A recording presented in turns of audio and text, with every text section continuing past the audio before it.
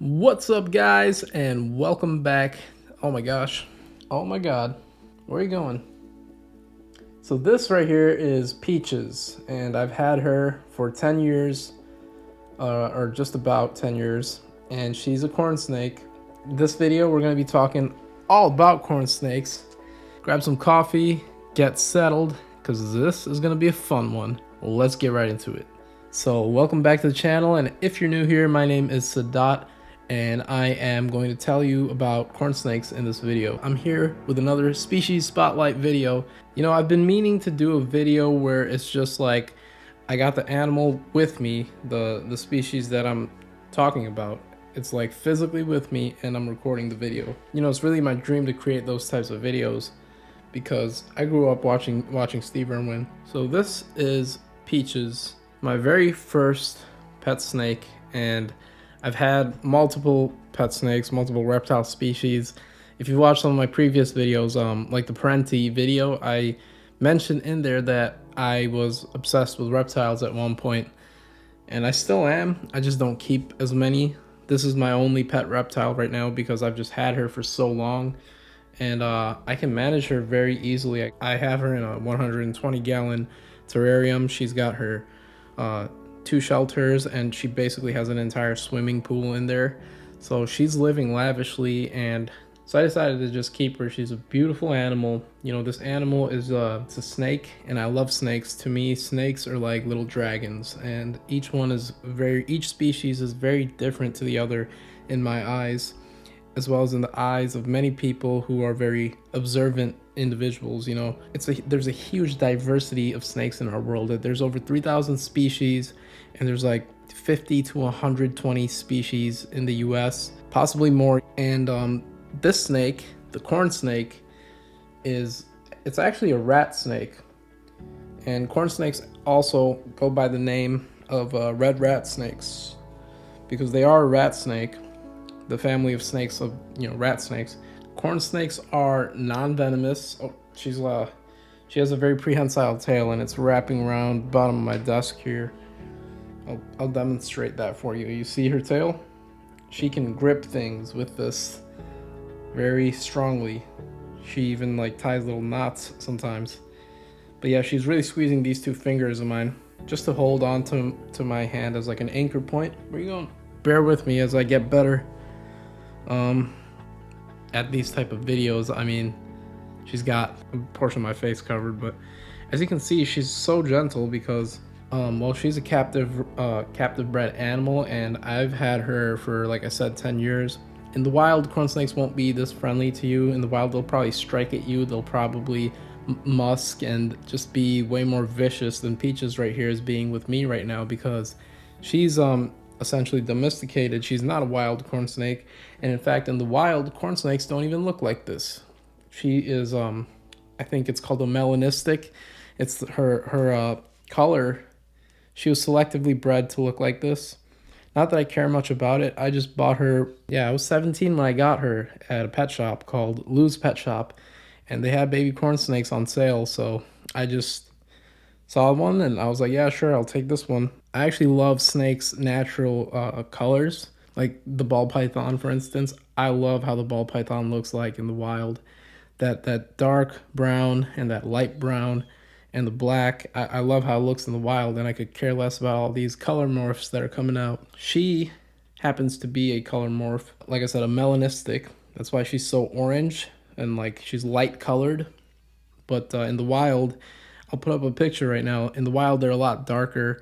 They're like brownish yellow. They got some black bands, and they just mix in. They blend in with the forest floor a lot more than Peaches here would if she were to live out in the wild.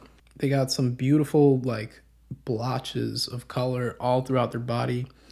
And Peaches here, she's actually, I want to show you the bottom of her head. It's kind of difficult for me to show you the bottom of her head, so I'm just going to record some footage with the iPhone right here because I'm at a better angle for that.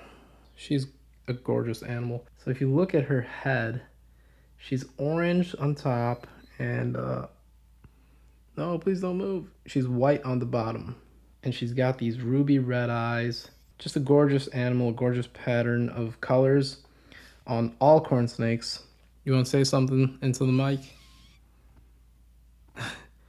I can't let her go on that mic. She's going to wrap around it and knock it over. And that won't be the first time this microphone has dropped onto the ground, but I hope the audio doesn't sound any different. I slammed this thing into the ground by accident. This thing got dropped. I dropped it by accident, and it made a loud noise when it dropped, so I hope the audio was not hindered. But anyways, oh man, by the way guys, if I sound tired, it's because I record these videos at the end of my day, because I have a window right behind me, and I record these videos at night because I don't want a light source behind my videos. So I gotta actually brainstorm some ways where I can get a better angle where the window's not a factor. I might have to record in my basement because every other angle in this room, in my bedroom here, this is more of a studio than a bedroom, but yeah, it's hard to find a better angle than the one you're seeing right now. So we'll see. So these guys are native to the US, actually, the southeastern US. You can find them in the wild from southern New Jersey all the way down to like Louisiana, but most of them are from New Jersey down to like Georgia, Alabama, Florida. You can find them in like Louisiana and Kentucky, but most of them, from what I've read, are found in Florida, and that's to no surprise. You know, Florida's environment is just the best kind of environment for reptiles, and these guys are native to that region of the United States. They're non-venomous, so there's no venom, there's no poison. The difference between poison and venom is that venom has to be injected into the skin, or like it has to penetrate the skin and be injected into the flesh or the blood. That's what venom is. Poison can be ingested, it can be, you know, put on the surface of your skin for it to do its thing. But venom has to be injected to do its thing. So snakes have venom. There's no snakes that have poison. Snakes have venom. Not all snakes have venom.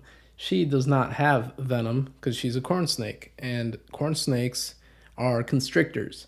They're not big boa constrictors, or they're not pythons or anything, but they're still constrictors, meaning they kill their prey by biting, snatching on to the prey item, coiling it around, wrapping it around, and just squeezing the breath out of it, essentially, sometimes breaking bones and all that. But the main purpose is to stop the prey item from breathing, and that's how they kill their prey. Kind of brutal, but as is the way of nature.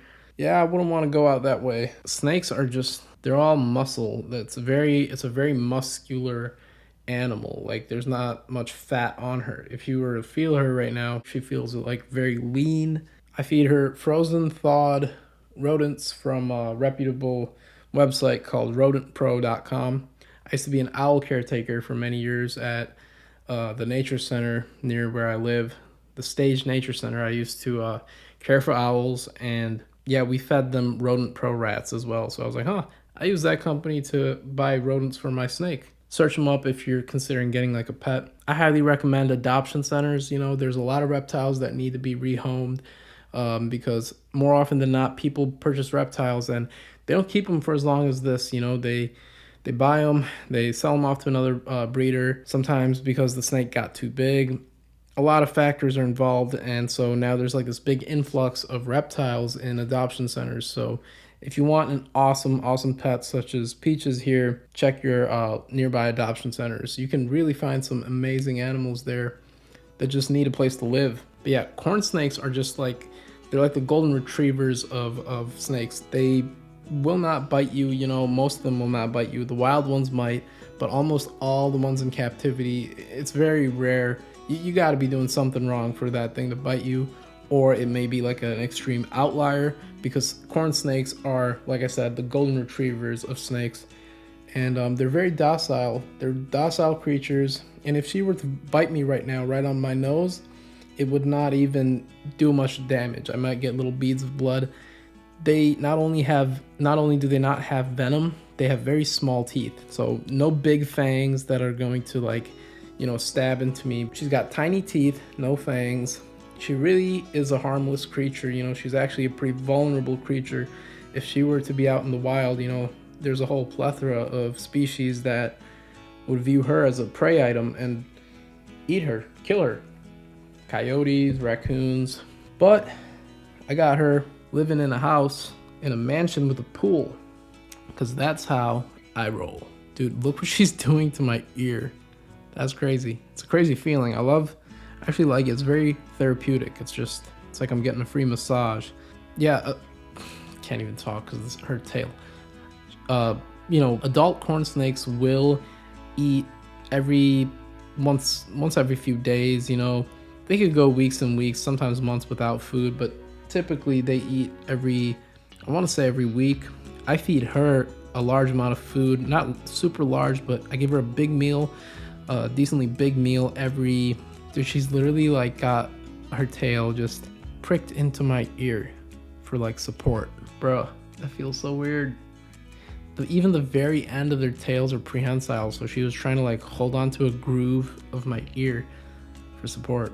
But yeah, I mean, you could find corn snakes in the wild if you're in Great Smoky Mountains National Park. When I was there a few months ago, I went into the gift shop, a visitor center.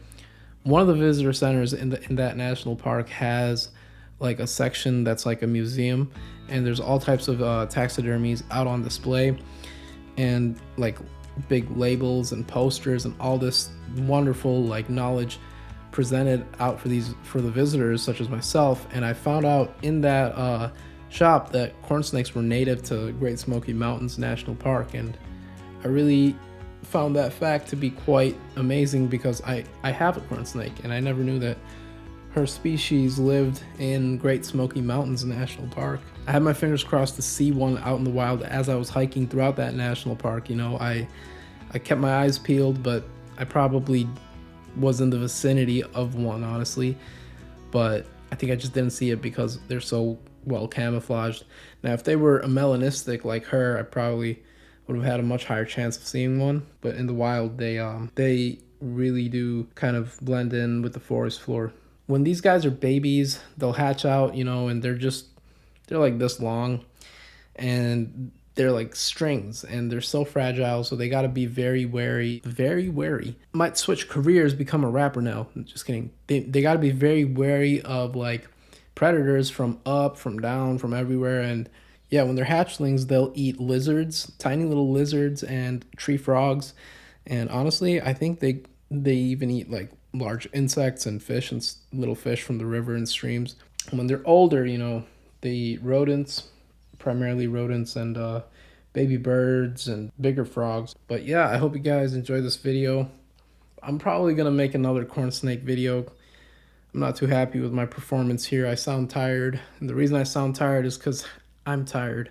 It's the end of the day, you know. It is 11:12 p.m. right now. 11:30 is usually when I'm asleep by, because I wake up early. You know, I'm getting about 7 to 8 hours of sleep, and past few days it hasn't been 8 hours, so I got to catch up a little bit on sleep. But yeah, I tried my best on this one, guys. I was actually thinking of getting a Burmese python, adopting a Burmese python. I just don't have the time to build a gigantic enclosure right now, but I really wanted to because God, she was just the most amazing looking animal. And if I were to get a Burmese python, I was thinking like, why buy one when I can adopt one? And I saw her for sale. But yeah, you know, I'm probably going to make another video on corn snakes, guys. I know this one was a little bit, the pacing may have been off. I don't know. I felt out of it. If you guys enjoyed it, hit that like button. Leave some comments down below. And stay tuned for another corn snake video. Might not be the very next upload on the channel, but I will upload another video on this species because it's just an amazing species, and I have one, which allows me to have the species I'm talking about with me as I'm talking. So I definitely want to practice presenting her, and I guess I'll start off by doing it with you guys. All right, guys, until next time, and remember, keep it wild. All right, Peaches, you can go back into your house now. I appreciate you coming out, showing up for the lights and camera. I'll put her back in her tank right now. God, I suck at this right now. Imagine if she bit me right in the eye. I guess that's the only danger of corn snakes, that 0.001% chance of them actually getting you in the white of your eye. With that logic, even a hummingbird can hurt you, so I wouldn't say these creatures are dangerous at all. Doesn't mean you should go screwing around with the wild ones. You gotta really know what you're doing if you're trying to catch wild reptiles, just to check them out. You gotta make sure you're not hurting that animal, and if you know what you're doing, it's fine. Just don't overdo it.